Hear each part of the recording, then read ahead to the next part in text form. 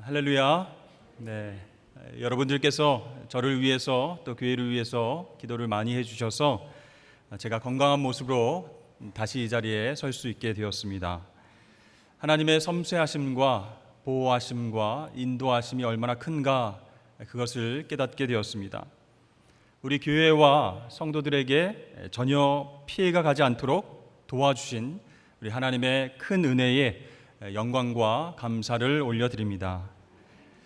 그런데요, 제가 2주간 집에 있으면서 이런 생각이 들었습니다. 음성 판정이 났으면 한 3, 4일 동안 조심하고 그 이후에는 해제시켜주면 얼마나 좋을까 그런 생각이 들었습니다. 5일, 6일, 일주일 되니까 너무 답답하더라고요. 그러나 가족과 교회를 위해서 견뎌야 했습니다. 그래서 하나님께서 저에게 주신 이 시간 동안 어떻게 하는 게 좋을까 여러 가지 생각을 했는데요. 이 일이 있기 전에 4월 마지막 주일 여러분 설교 제목이 뭔지 혹시 기억하십니까? 잠깐 멈추십시오. 이런 제목의 설교를 제가 했습니다. 안식에 대해서 설교를 하고 나서 제가 진짜 안식의 시간을 갖게 되었습니다. 하나님께서 저에게 안식의 시간을 허락하신 거구나 생각하고 그 기간 동안 말씀 묵상도 하고 또 기도에 집중하고 운동도 하면서 잘 지낼 수 있었습니다. 아무튼 영적으로 육적으로 많이 충전되어서 다시 돌아올 수 있게 해주신 하나님과 또 기도해 주신 여러 성도분들께 감사의 마음을 전해드립니다. 저는 그 기간을 통해서 목회 일정과 설교 일정이 바쁘면 바쁠수록 저에게는 자발적인 고독의 시간이 필요하겠다 그런 생각을 하게 되었습니다. 흔히 사람들은 이 고독과 외로움을 비슷한 감정으로 생각하는 경우가 많은데요. 이 둘은 엄연히 다른 감정 상태입니다. 고독이라고 하는 것은 홀로 떨어져 있는 것 그것을 의미하지만 외로움이라고 하는 단어는 마음이 쓸쓸한 상태를 뜻하는 단어입니다. 그러니까 고독은 세상과 떨어져서 홀로 있는 것이고 외로움은 혼자가 되어서 마음이 쓸쓸한 상태를 나타내는 단어입니다. 즉 고독이 세상과의 단절 때문에 생긴 감정이라면 이 외로움은 관계가 단절되었을 때 찾아오는 감정이다 이렇게 말할 수 있습니다. 독일 철학자 하이데거는 고독이라는 것이 인간이라고 하는 존재가 갖는 가장 근본적인 감정이다 이렇게 말합니다. 인간이 홀로 떨어져서 고독을 느낄 때 진정한 자기 자신을 찾을 수 있다라고 합니다. 그러니까 일상적인 세계와 떨어져서 홀로 고독한 시간을 갖게 되면 사람은 자기 자신에 대해서 진지한 성찰을 하게 된다는 것이죠. 그래서 세상과 단절된 잠깐의 그 고독이 관계가 단절된 외로움보다 더 긍정적인 감정이다 이렇게 말씀드릴 수 있을 것 같습니다. 성경을 보면요, 하나님께서 쓰시는 종들이 고독을 느낄 때가 많음을 우리는 발견하게 됩니다. 그 중에서 여러분 선지자 엘리야 잘 아시죠? 구약 성경을 통해서 정말 하나님께서 크게 쓰신 종입니다. 이 엘리야는요 450명의 바알 선지자와 400명의 또 아세라 선지자와 갈멜산에서 혼자 대결했습니다. 총 850명과 더불어서 혼자 싸운 것이죠. 자, 이렇게 혼자 싸운 엘리야가 승리할 수 있었던 비결이 무엇입니까? 바로 하나님께서 그를 승리할 수 있도록 도와주셨기 때문입니다. 그런데 이 승리의 소식, 이 소식을 아합 왕과 또 이세벨 여왕이 듣게 됐습니다. 화가 머리 끝까지 났습니다. 왜냐하면 자신들을 지지하고 보호해 줄 수 있는 이 선지자들이 모두 한 곳에서 죽어버렸기 때문이죠. 그래서 왕비 이세벨이 엘리야를 협박합니다. 내가 내일 이맘때면 반드시 내 생명을 취하리라. 이러한 협박을 들은 엘리야 겁이 났습니다. 두려웠습니다. 850명과 싸워도 당당하게 하나님의 능력을 힘입어서 승리했던 그가 이세벨 여왕 한 명의 그 협박에 흔들렸던 것이죠. 여러 가지 이유가 있지만 이 엘리야는요, 그 곁에 누구 한 명도 엘리야를 보호해 주거나 지지하는 사람이 없었던 것입니다. 그래서 엘리야는 자신의 생명을 보호하기 위해서 부엘세바까지 혼자 도망갑니다. 거기에서 혼자 광야로 들어가서 로뎀 나무 아래에서 하나님, 내 생명을 취해 가십시오, 이렇게 죽기를 작정합니다. 그러나 하나님께서 보내주신 천사의 도움으로 다시 기운을 차리고 엘리야는 사흘 밤낮을 걸어서 호렙산에 도착하죠. 호렙산의 한 굴에서 지내고 있을 때 하나님의 음성이 들려옵니다. 엘리야야, 내가 어찌하여 여기 있느냐? 그때 엘리야가 대답합니다. 그가 대답하되 내가 만군의 하나님 여호와께 열심히 유별하오니 이는 이스라엘 자손이 주의 언약을 버리고 주의 제단을 헐며 칼로 주의 선지자들을 죽였음이오며 오직 나만 남았거늘 그들이 내 생명을 찾아 빼앗으려 하나이다. 그 얘기를 듣고 하나님께서 이렇게 말씀하십니다. 그러나 내가 이스라엘 가운데에 7,000명을 남기리니 다 바알에게 무릎을 꿇지 아니하고 다 바알에게 입 맞추지 아니한 자니라. 하나님께서 엘리야를 사랑하셔서 배려하는 마음으로 이렇게 대답해 주신 거예요. 오직 나만 남았습니다. 저만 남아서 홀로 고독하게 지금 이세벨과 싸워야 하는 상황입니다. 힘듭니다. 말하는 그 엘리야에게 하나님께서는 너 혼자가 아니다. 바알에게 무릎 꿇지 않은 7,000명을 내가 남겨두었다라고 말씀하고 계십니다.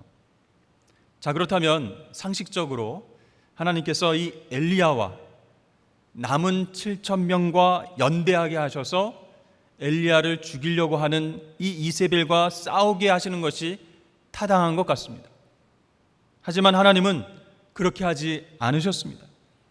성경 어디를 찾아봐도 엘리야가 7,000명과 연대해서 아합 왕과 이세벨과 싸웠더라, 그런 얘기가 전혀 기록되어 있지 않습니다. 여러분, 하나님은 이스라엘 땅에 계속해서 선지자들을 보내주셨습니다. 그러나 그 선지자들이 서로 연대하게끔 허락하지 않으셨다는 겁니다. 자, 엘리사와 요엘이 있었고요, 이사야와 미가가 있었고요, 예레미야, 하박국, 스바냐, 그리고 다니엘과 에스겔이 있었습니다. 스가랴와 학개, 이렇게 동시대에 활동했던 선지자들이 있었지만 이들이 함께 연합해서 사명을 감당한 적이 없었다는 것입니다. 하나님은요, 그 누구도 서로 연대하게 하셔서 사명을 감당하게 하시지 않았다는 겁니다. 자, 예를 들어서 다니엘과 에스겔 선지자를 한번 살펴보면요, 다니엘은 어떻죠? 바벨론 왕궁에서 사역하도록 부르심을 받았습니다. 그러나 에스겔 선지자는 유대인 포로들이 수용된 곳 그발 강가에서 사역하도록 하나님의 부르심을 받았습니다. 자, 그렇다면 선지자 에스겔과 지혜로운 다니엘이 함께 연대해서 사역을 감당했더라면 이 바벨론 포로 시대를 살아가는 유대인들에게 현실적으로 더 큰 도움이 되지 않았을까, 그런 생각을 해보게 되죠. 그러나 하나님은 그렇게 하지 않으셨다는 거예요. 자, 예수님의 경우를 살펴보겠습니다. 예수님은 성자 하나님이시죠. 하나님의 귀한 구원의 사명을 감당하시고자 이 땅에 오셨습니다. 이 땅에 오셔서 회복의 사역을 감당하셨죠. 하나님 나라에 대해서 가르치시고 또 선포하시고 고쳐주셨습니다. 이런 회복 사역을 통해서 하나님 나라가 이미 이 땅에 왔음을 우리에게 보여주셨어요. 그런데요, 이미 그 땅에 하나님을 신실하게 믿고 있던 사람들이 많이 있었지 않습니까? 예수님께서 그들과 함께 연대해서 하나님의 거룩한 길을 예비하실 수도 있었을 텐데 하나님은 그렇게 하지 않으셨다는 겁니다. 그저 세례 요한 한 명을 통해서 예수님의 길을 예비하셨습니다. 그리고 이 세례 요한은요, 그 사명을 감당하고 헤롯 왕에게 목배임을 받아서 순교하게 됩니다. 세례 요한 그가 죽을 때 혼자였습니다. 그의 제자들도 예수님도 그의 죽음에 관여할 수 없었습니다. 또 공생의 기간 중에 예수님의 사역을 한번 살펴볼까요? 예수님은 굉장히 인기가 많으셨습니다. 하나님의 나라에 대해서, 하나님의 율법에 대해서 쉽고 재미있게 풀이해 주시고 기적과 여러 가지 회복 사역을 통해서 사람들에게 인기가 많으셨죠. 그래서 갈릴리 가난한 사람들뿐만 아니라 사내들인 의원도 있었고요, 돈 많은 갑부들도 있었고, 유대교의 회당장 로마 장교도 예수님을 쫓아다녔습니다. 자, 만약에 예수님께서 그들과 연대하셨더라면 그 영향력과 세력이 어떻게 됐을까요? 폭발적으로 증가해서 로마 총독과 로마 제국의 질서까지 흔들어 놓고도 남을 그런 세력이었을 것입니다. 그러나 그것은 하나님의 방법이 아니었다는 거예요. 예수님은 그저 12명의 제자만 세워두셨을 뿐이었습니다. 그런데요, 그 12명의 제자들 신실하고 정말 순종적이고 정말 착하고 그렇게 말씀에 순종하는 그런 사람들이었습니까? 아니었습니다. 제자들은 누가 큰지 서로 다투고 권력 욕심에 의해서 주님의 눈치를 보기에 바빴습니다. 그리고 결정적인 순간에 바로 제자들은 다 뿔뿔이 흩어졌고 예수님은 홀로 십자가에 올라가셔서 죽으시고 부활하셨습니다. 바울의 경우는 어떻습니까? 여러분, 복음 전파를 위해서 세 차례나 전도 여행을 하면서 바울은 지중해에 있는 도시들을 누비고 다녔습니다. 그 기간 동안 바울이 방문한 도시는 약 20도시가 넘습니다. 살라미, 바보, 또 비시디 안디옥, 이고니온, 또 루스드라, 더베, 버가, 드로아, 네아폴리, 빌립보, 또 암비볼레, 또 아볼로니아, 데살로니가, 베레아, 아덴, 고린도, 에베소 등등 수많은 도시들을 돌면서 복음을 전파했는데요, 대부분의 도시에 교회가 세워졌습니다. 규모를 보면 작은 가정교회 수준이었지만 바울이 만약 그가 세운 많은 교회들과 성도들과 연대를 이루었다면 그는 더 큰 힘과 영향력을 발휘할 수 있었을 것입니다. 하지만 바울은 그런 시도조차 하지 않았습니다. 바울을 도왔던 사람은 의사 누가와 또 청년 디모데, 그 사람들과 동행하는 것 외에는 평생 어떤 개인과 단체와도 전략적인 연대를 시도한 적이 한 번도 없었다는 것입니다. 자, 이렇게 여기까지 우리는 성경에 나오는 선지자, 지도자, 그리고 예수님은 공통적으로 서로 힘을 합쳐서 연대하지 않고 사명을 감당했음을 우리가 알 수 있습니다. 자, 하나님께서는 왜 그렇게 하셨을까요? 당신의 종들이 힘을 합쳐서 연대해서 더 큰 사역을 감당할 수 있었을 텐데 하나님은 그들이 각자 걸어가야 할 길, 그 길을 고독하게 홀로 걸어가면서 사명을 감당하게 하셨다는 것입니다. 왜 그렇습니까? 하나님이 왜 그렇게 하셨죠? 그것은 바로 인간의 속성 때문에 그렇습니다.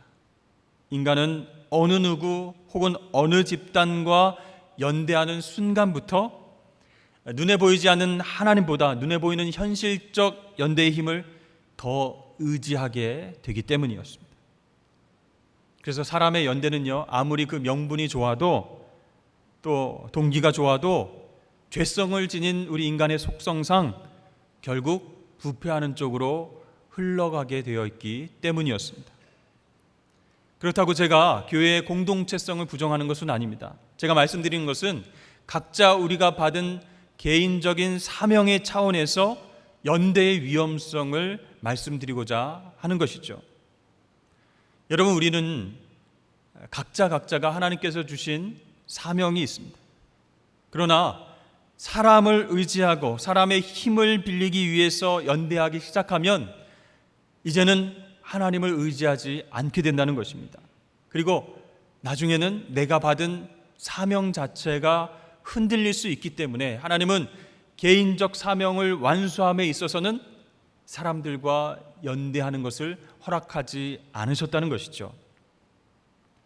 도움을 구하러 애굽으로 내려가는 자들은 화 있을진저 그들은 말을 의지하며 병거의 많음과 마병의 심히 강함을 의지하고 이스라엘의 거룩하신 이를 앙모하지 아니하며 여호와를 구하지 아니하나니.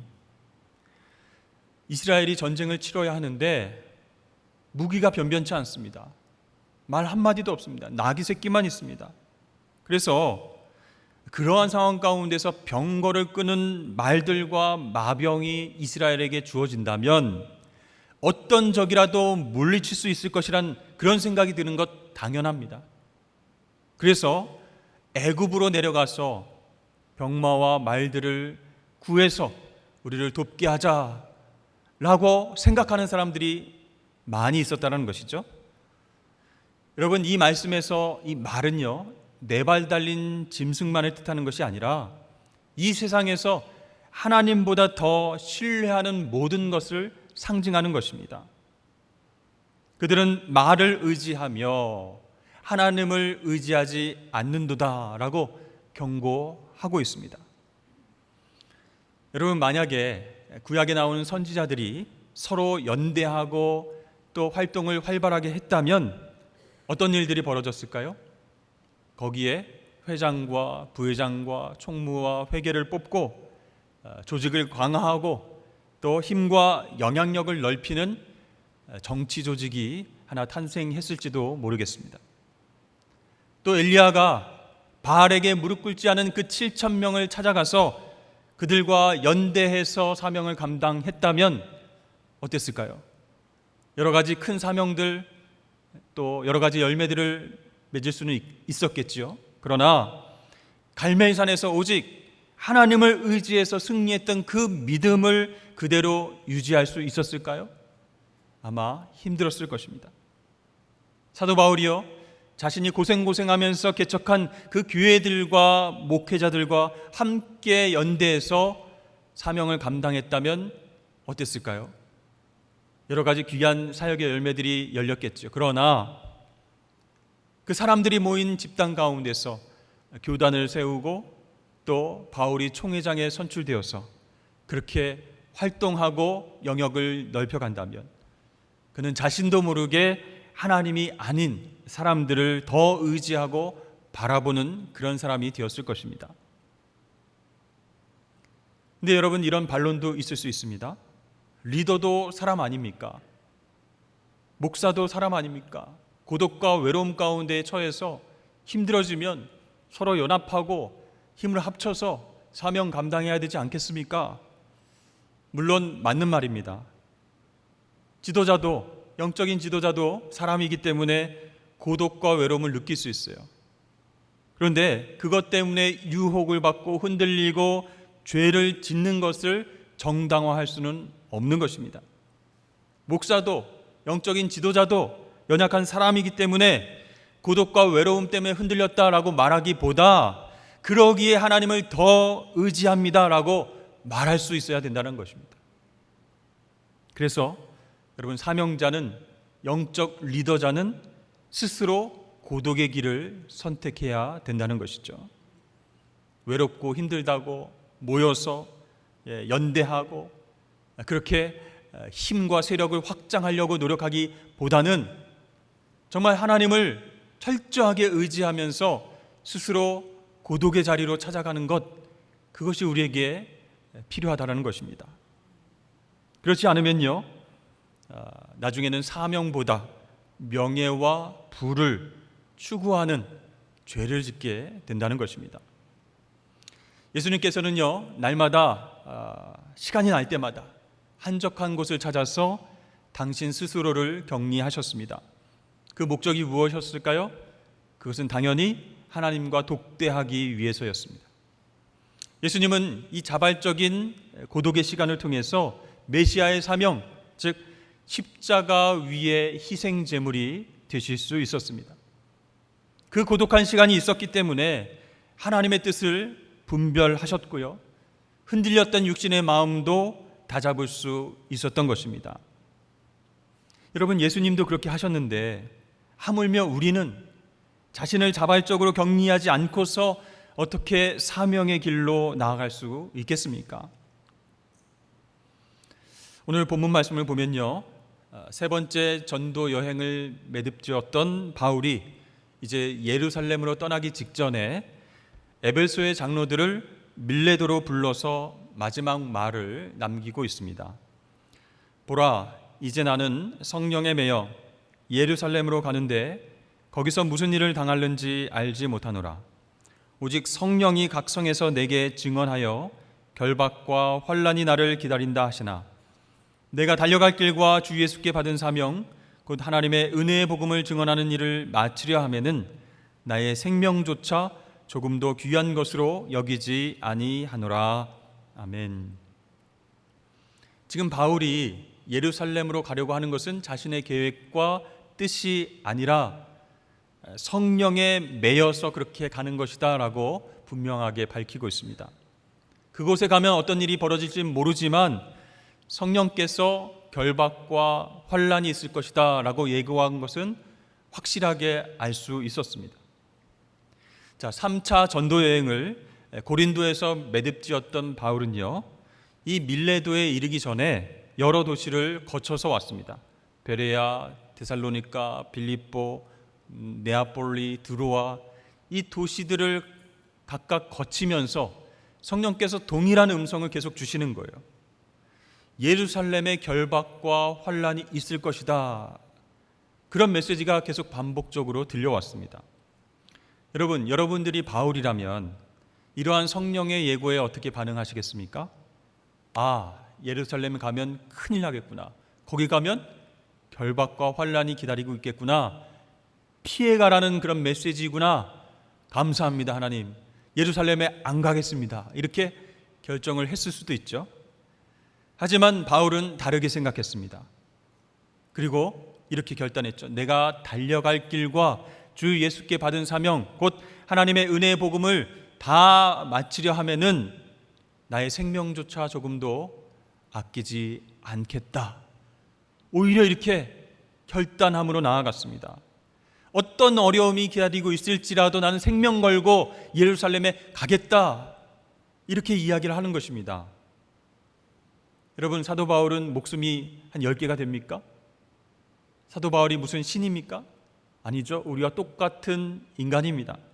그런데 어떻게 성령에 거듭된 그 환난 예고를 반드시 예루살렘으로 가야 한다는 명령으로 받아들였을까?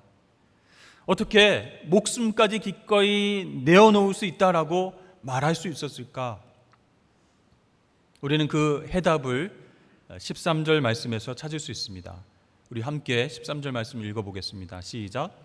우리는 앞서 배를 타고 아소에서 바울을 태우려고 그리로 가니 이는 바울이 걸어서 가고자 하여 그렇게 정하여 준 것이라. 여기에 정답이 숨어 있습니다. 여러분, 드로아에서 밀레도로 가기 위해서는 먼저 아소를 경유해야 하는데요, 바울은 지금 걸어서 가고 바울 일행은 배를 타고 간다, 이렇게 얘기를 하죠. 이게 무슨 말일까? 바울 일행은 먼저 드로아에서 아소까지 배를 타고 이동한 다음에 거기에서 혼자 걸어오고 있는 바울을 기다리겠다, 이렇게 얘기를 한 것이죠.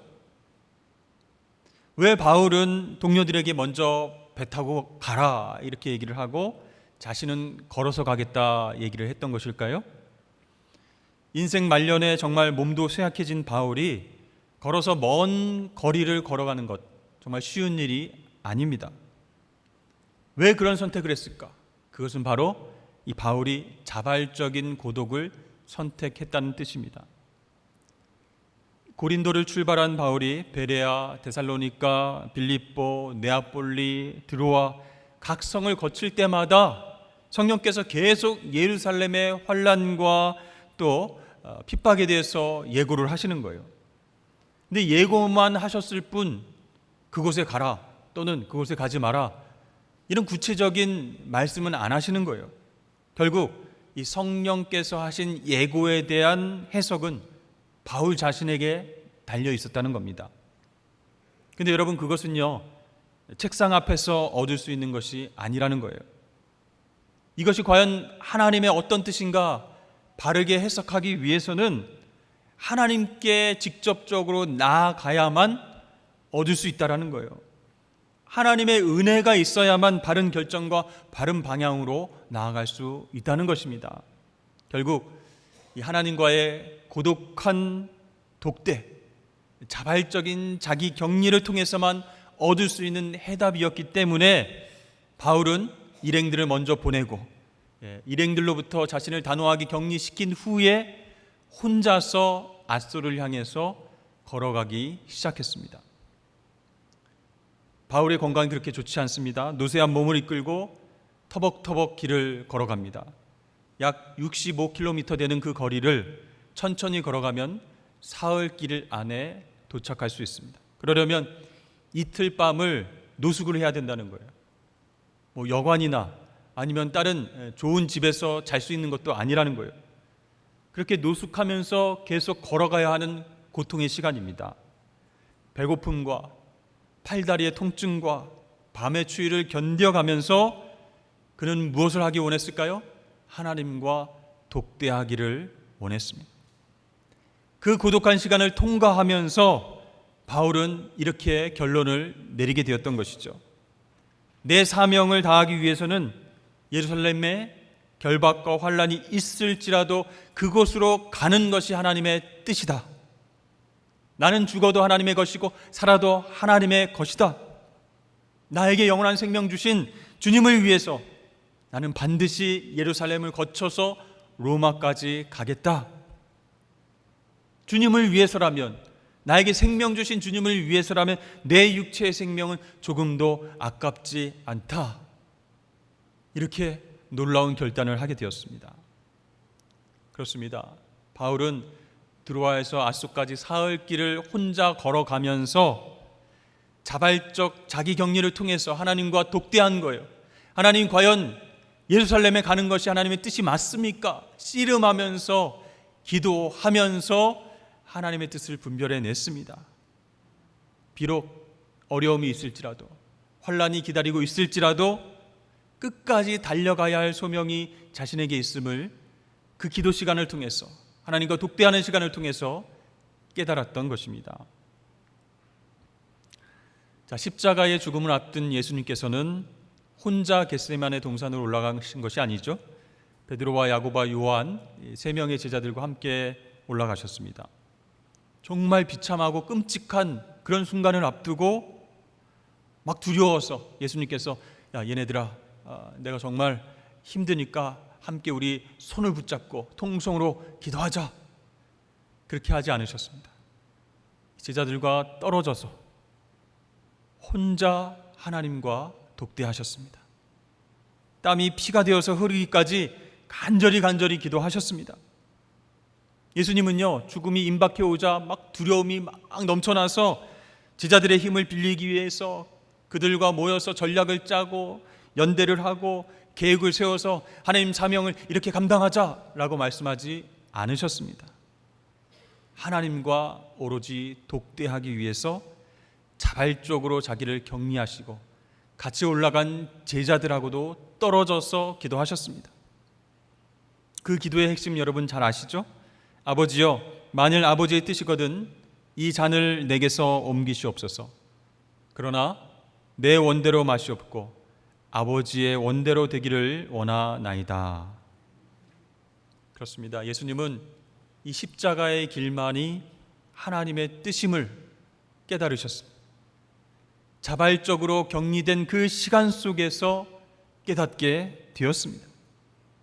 결국 주님은 메시아의 위대한 사명을 완수하신 줄로 믿습니다.